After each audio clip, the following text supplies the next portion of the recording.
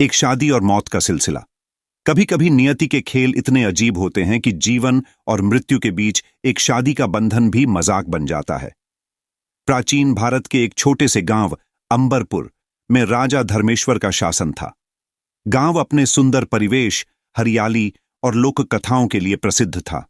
लेकिन इस गांव की एक अजीब परंपरा थी। हर शादी के साथ एक मौत तय थी। इसे शादी का श्राप कहते थे। कहते थे कि जब भी इस गांव में शादी होती, किसी न किसी की मौत जरूर होती।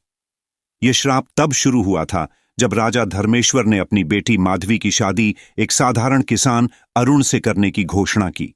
राजा ने प्रेम की इस अनूठी मिसाल पेश की, लेकिन यह उनके दरबारियों को रास नहीं आया। खासकर मुख्यमंत्री कालेश्वर, जो स्वयं माधवी से विवाह करने के इच्छुक थे। शादी के दिन गांव में खुशी का माहौल था, परंतु जैसे ही फेरे पूरे हुए, अचानक कालेश्वर ने राजा धर्मेश्वर पर खंजर से हमला कर दिया। राजा की वहीं मृत्यु हो गई। माधवी और अरुण का सुखी जीवन शुरू होने से पहले ही एक श्राप बन गया। मरते समय राजा ने कहा, इस गांव में जब भी कोई शादी होगी, एक मौत जरूर होगी, ताकि मेरे खून का कर्ज कभी खत्म ना हो। गांव वालों ने इस श्राप को सत्य मान लिया। हर शादी के बाद सचमुच एक मौत होती थी। इस डर से लोग शादी करने से बचने लगे। लेकिन कहानी ने मोड़ तब लिया जब गांव के सबसे चतुर युवक यशवंत ने इस श्राप को चुनौती देने की ठानी। यशवंत गांव के बाहर के एक साधु के पास गया, जो रहस्यमय शक्तियों के लिए प्रसिद्ध था।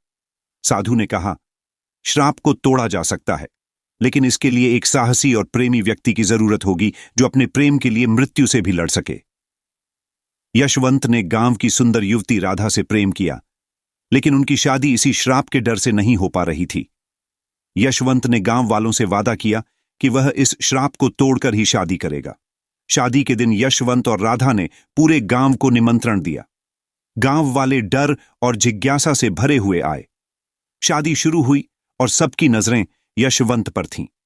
लेकिन तभी एक बूढ़ा व्यक्ति, जो राजा धर्मेश्वर का पुराना सेवक था, सामने आया और चिल्लाया, श्राप को तोड़ा जा सकता है, लेकिन यह सच नहीं है कि श्राप राजा ने दिया था।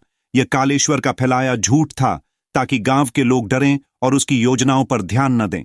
यह सुनकर सभी हैरान रह गए। बूढ़े सेवक ने बताया कि राजा धर्मेश्वर ने मरते समय कहा था कि प्रेम और सच्चाई हर श्राप को हरा सकती है। यशवंत ने सबके सामने यह घोषणा की कि यदि श्राप सच है, तो वह अपनी शादी के बाद भी जीवित रहेगा। शादी पूरी हुई, लेकिन इस बार कोई मौत नहीं हुई।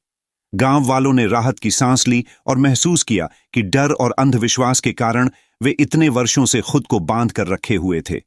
यशवंत और राधा का विवाह न केवल उनके प्रेम का प्रतीक बना, बल्कि पूरे गांव की नई शुरुआत का प्रतीक भी। इस घटना ने साबित कर दिया कि प्रेम और सच्चाई से बड़ी कोई ताकत नहीं। अंबरपुर ने उस दिन से न केवल शादी का श्राप खत्म किया, बल्कि हर शादी को जीवन का उत्सव बना दिया।